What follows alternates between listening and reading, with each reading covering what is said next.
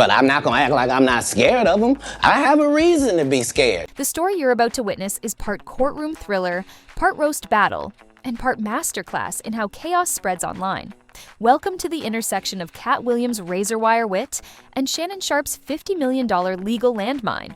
What started as a casually unfiltered Instagram Live turned into a firestorm that scorched half the internet and forced PR teams in 3 industries to hit their group chats at midnight. We're talking brand risk, media hypocrisy, civil litigation strategy, and of course, whether comedians now function as the unofficial opposition party to corporate image control. So yes, buckle in. This ride has no brakes and every stop is messier than the last. It all popped off a little after 11 p.m. Eastern, which Kat lovingly dubs prime insomnia theater, that magic hour when the unhinged thrive and no one's lawyer is awake to stop them.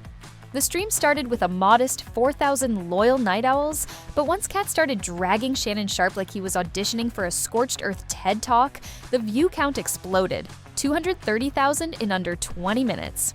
For context, that's more viewers than some late-night hosts pull weekly. The virality came down to 2 things. The algorithm loved the watch time, nobody was clicking away, and fans couldn't resist blasting the link with captions like, "He's flaming Shannon, get in here now!" And just like that, a one-man monologue turned into a digital arena with side conversations breaking out in the chat over everything from Sharpe's sponsorship fallout to whether comedians are just truth-tellers or liability factories in Air Jordans. That viral wildfire didn't just boost Cat Williams' engagement, it made him the accidental keynote speaker in the culture's loudest, messiest panel discussion.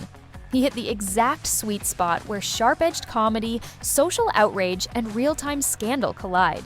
By dawn, you couldn't scroll more than 5 seconds without bumping into a slice of the stream, each clip more unfiltered than the last.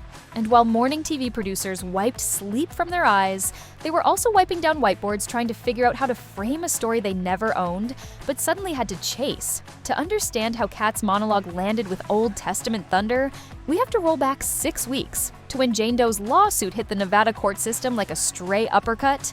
Her complaint painted a picture of misconduct allegedly committed by Shannon Sharpe during a Vegas executive retreat. The ask, a cool $50 million, pinned to emotional distress, lost gigs, and a deterrent message aimed squarely at celebrity power structures. Sharpe didn't just deny the claims, he went full scorched earth, calling it a shakedown attempt and threatening a defamation countersuit that could hit 9 figures. What followed was legal trench warfare. Clark County turned into Law & Order, VIP unit, with encrypted apps subpoenaed, club promoters named in affidavits, and enough redacted PDFs to qualify as a CIA leak. But none of that buzz could match the precision missile that was Kat's livestream. He didn't just roast, he surgically dismantled, opening with a one-liner so sharp it's already been cited in 2 podcast think pieces and a media ethics lecture at NYU. The man gave a comedic TED Talk in pajamas, and it somehow became the most effective public analysis of the entire lawsuit so far. Cat Williams didn't just drop jokes, he dropped a legal TED Talk in a velvet durag, and America ate it up with both hands. America, understand this, he began, pacing like a preacher who moonlights as your least filtered uncle.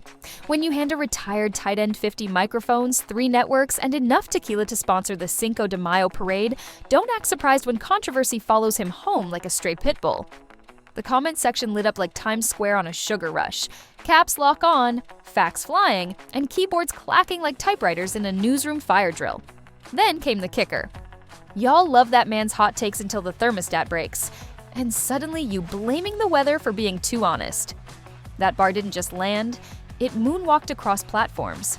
Within hours, it had mutated into audio loops, reaction memes, TikTok choreography, and even a fake Beats commercial. Kat's cadence doesn't just hit, it uploads straight into the meme mainframe. But just when everyone thought he'd stick to roasting, Williams switched gears midstream like a stand-up lawyer hybrid. He broke down compensatory versus punitive damages in a way that made actual lawyers take notes. Compensatory is the price tag for what you lost. Punitive is the judge saying, "I want interest," with attitude. Somewhere, a bar prep student cried tears of gratitude. And sports marketing executives? They weren't laughing. Their phones started buzzing with red flag alerts, because when a $50 million lawsuit becomes TikTok shorthand, sponsors start asking questions with lots of zeros behind them. Oh, Sharpe? Yeah, he's the face of at least 4 endorsement deals. Because nothing screams authenticity like a cognac brand milking his refined palate, a tailor stuffing him into suits for his morning TV gig, a wellness startup hoping his abs sell pills, and an audio company riding the coattails of his podcast fame. Super organic stuff. And of course, every deal comes with those trusty morality clauses. You know, the ones that basically say, don't mess up, or we pretend we never met you. So when Kat went full PR nuke, yeah, good luck pushing $1,000 suits while your image is stuck in legal limbo. Analysts started panic editing their Excel sheets like the market was crashing. One brand didn't even wait a full day. They ghosted him from their homepage faster than you can say liability, swapping him out for a nice, bland spring banner. Meanwhile, over at ESPN, picture a fire drill, except no one says a word and everyone's sweating. The big shots sat around trying to decide whether to ignore the drama and look shady, or talk about it and make it worse. In the end, they went full tightrope, mentioning the lawsuit without saying her name, then pretending like the NFL draft was the only thing that mattered.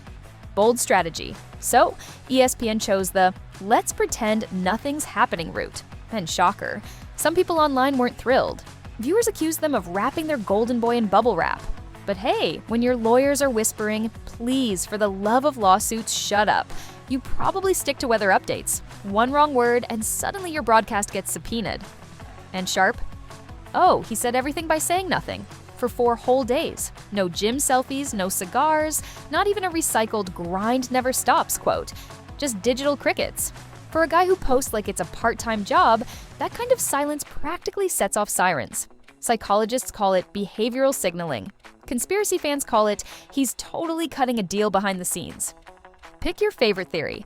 His team did bless us with one email, probably edited by 6 lawyers and a PR intern, saying they trust the courts and that Kat's monologue was just noise. Yeah, that went over great. Her fans love being called background static. Super smart move. Now, back to court stuff. In Nevada, you only need to prove something slightly more true than false. Basically, win by a coin toss. Defense attorneys live for that. Stretch the case, drain the other side's wallet, and hope everyone gets bored. Kat cracked a joke that if your courtroom drip includes Louis Vuitton luggage, time is basically your second lawyer. Forget podcasts. Watch the docket, he says. Jury bias might come down to who saw his Instagram rant more than who read an actual sworn statement. Legal scholars actually agreed. Turns out, viral rants can mess with trials. Who knew public opinion could influence real outcomes? Oh, right. Everyone with a memory. What do you think of this drama? Let us know in the comment section. And don't forget to subscribe Celebrity Insider News and press the bell icon for more celebrity gossips. Thanks for watching.